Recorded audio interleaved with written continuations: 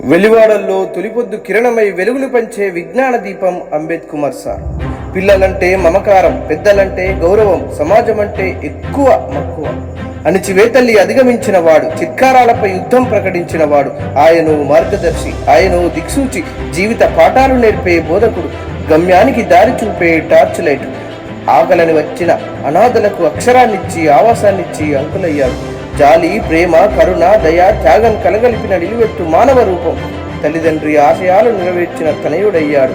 పిల్లల భవిష్యత్తుకు మార్గం చూపిన తండ్రయ్యాడు.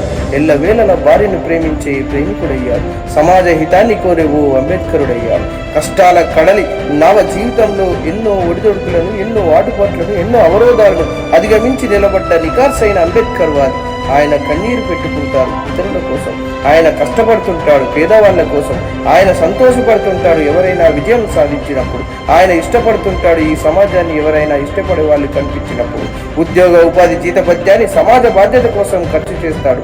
అందుకే ఆటల్లో, చదువుల్లో, అనేక విద్యారంగాల్లో అందరికీ ప్రోత్సహిస్తూ వెన్నంటే ఉంటారు.